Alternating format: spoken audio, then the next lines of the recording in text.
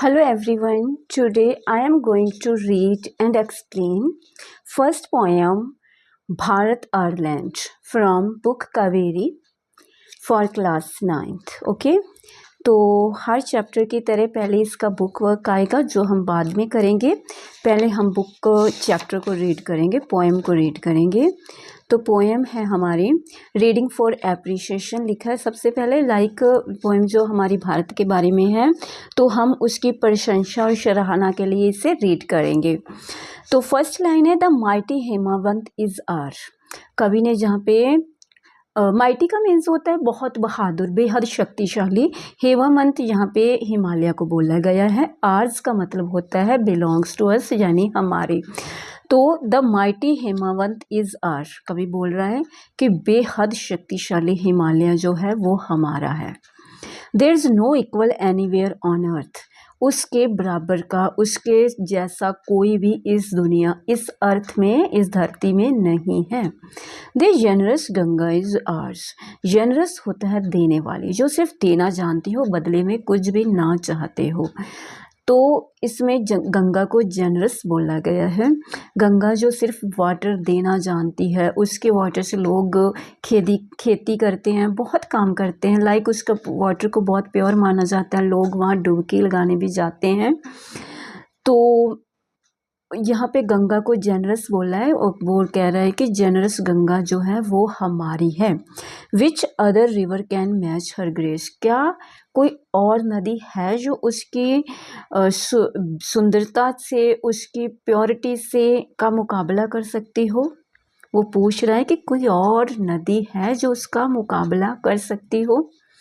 The sacred Upanishads are ours, secret means पवित्र होता है, उपनिषद्स मीन्स जो हमारे पुराने वेद थे, वो ग्रंथ थे जो ऋषियों मुनियों द्वारा लिखे गए थे। कहते हैं कि सेक्रेट उपनिषद्स आर आर्स, वो पवित्र वेद ग्रंथ वो हमारे हैं। What scriptures else to name with them, किसी और ग्रंथ का नाम उन हमारे उपनिषद के साथ जोड़ा जा सकता है। वो पूछ रहा है कि कोई और किताब उनका मुकाबला कर सकती है। This sunny golden land is our, ये सोने जैसी सुनहरी चमकती हुई धरती है जो ये हमारी है। She is peerless let's praise her, यहाँ पे इंडिया को, भारत को उसने शीज कहा है, एक फीमेल का इसके साथ जोड़ा है। जैसे हम धरती को माँ बोलते हैं, तो वो बोल रहा है शी इज़ पियरलेस। पियरलेस का मीन्स होता है अनमैच्ड, इसका कोई भी इस जैसा नहीं है, कोई भी इसके साथ मैच नहीं करता। तो वो भारत के बारे में बोल रहा है कि हमारी जो भारत लैंड है इसका कोई भी मुकाबला नहीं कर सकता, इसके साथ कोई भी मैच नहीं कर सकता। तो चलो हम इसकी प्रशंसा करें।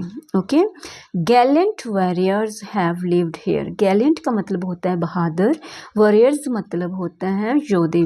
तो वीर योद्धे वे इसी यहीं पे रहे थे। जो भी वीर योद्धे पैदा हुए वो भी इसी धरती पर पैदा हुए। Many a says has sanctified this land, says means होता है साधु संत, सेंटिफाइड मीन्स होता है प्योरिफिकेशन, किसी चीज़ को प्योर करना। तो बहुत सारे साधु संतों ने इस धरती को अपने आध्यात्मिक विचारों से सेंटिफाइड किया है, प्योर किया है। The divinest music has been heard here, धार्मिक म्यूजिक, धार्मिक संगीत जो वो भी यहीं पे सुना गया है। And here all auspicious things are found, auspicious means बहुत कीमती चीज़ें, जैसे प्राचीन मंदिर, पवित्र नदियाँ, और भी बहुत जो भी ऑस्पिशियस बहुत कीमती चीज़ें थी वो भी इसी धरती पे मिली हैं। Here Brahma knowledge has taken root, तो यहाँ पे ब्रह्मा का ज्ञान भी जो इसी धरती में, ब्रह्म ज्ञान का प्रवाह भी इसी धरती में चला है, इसी धरती में ही हुआ है। इस टेकन रूट्स, यहाँ पे ही ब्रह्म का ज्ञान का प्रवाह चला है।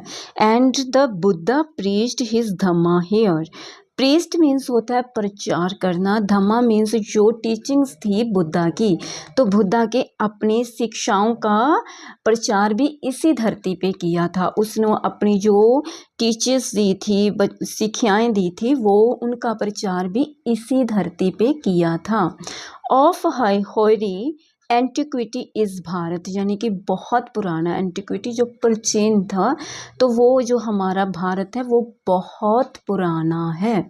शी इज़ पियरलेस, ये अनमैच्ड है, इसका मुकाबला किसी के साथ नहीं है। लेट्स प्रेज हर, आओ इसकी प्रशंसा करें। तो ये थी हमारी पोयम भारत आवर लैंड, जो सुब्रमण्या भारती द्वारा लिखी गई थी। ओके।